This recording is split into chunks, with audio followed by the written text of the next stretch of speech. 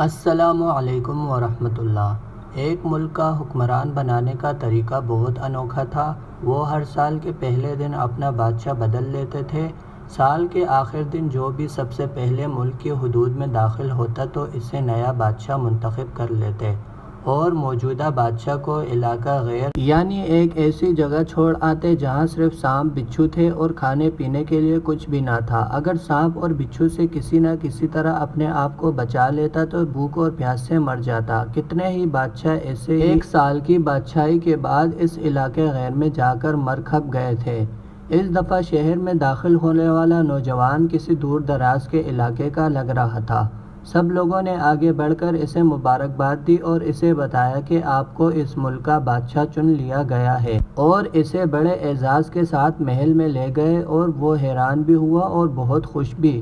تخت پر بیٹھتے ہی اس نے پوچھا کہ مجھ سے پہلا بادشاہ کہاں گیا؟ تو درباریوں نے اسے اس ملک کا قانون بتایا کہ ہر بادشاہ کو سال بعد جنگل میں چھوڑ دیا جاتا ہے اور نیا بادشاہ چن لیا جاتا ہے۔ یہ سنتے ہی وہ ایک دفعہ تو پریشان ہوا، لیکن پھر اس نے اپنی عقل کو استعمال کرتے ہوئے کہا کہ مجھے اس جگہ لے جاؤ جہاں تم بادشاہ کو چھوڑ کر آتے ہو۔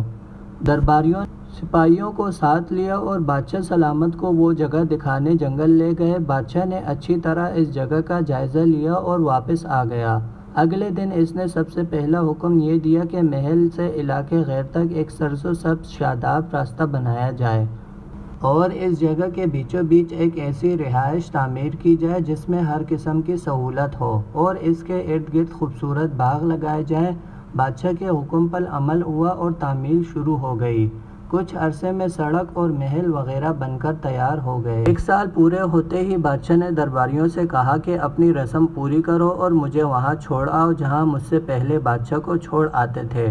درباریوں نے کہا کہ بادشاہ سلامت، اس سال یہ رسم ختم ہو گئی کیونکہ ہمیں ایک عقل مند بادشاہ مل گیا۔ وہاں تو ہم نے ان بیوقوف بادشاہوں کو چھوڑ کر آتے تھے جو ایک سال کی بادشاہی کے مزے میں باقی کی زندگی کو بھول جاتے تھے اور اپنے لیے کوئی انتظام نہ کرتے، لیکن آپ نے عقل مندی کا مظاہرہ کیا کہ آنے والے وقت کا خیال رکھا اور عمدہ بندوبست فرمایا۔ ہمیں ایسے عقل مند بادشاہ کی ضرورت تھی۔ اب آپ آرام سے ساری زندگی ہم پر حکومت کریں۔ اس انوکھے ملک کا نام دنیا ہے۔ وہ نیا بادشاہ میں اور آپ ہیں اور علاقہ غیر ہماری قبر ہے۔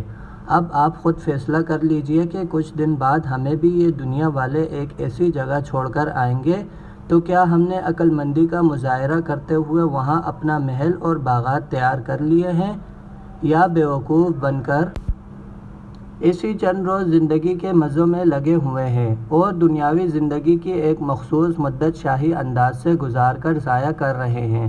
ذرا سوچئے کہ آج ہمارے پاس ابھی بھی کرنے کے لیے بہت کچھ ہے، لیکن ایک وقت ایسا آئے گا پھر پچھتاوے کی مہلت بھی نہیں ملے گی۔ اللہ ہم سب کو آخرت کی تیاری خوب سچی فکر کرنے کی ہمت اور توفیق عطا فرمائے، آمین۔ اگر آپ کو ویڈیو اچھی لگی ہو تو ویڈیو کو لائک کریں، چینل کو سبسکرائب کریں۔ جزاک اللہ۔ اللہ حافظ۔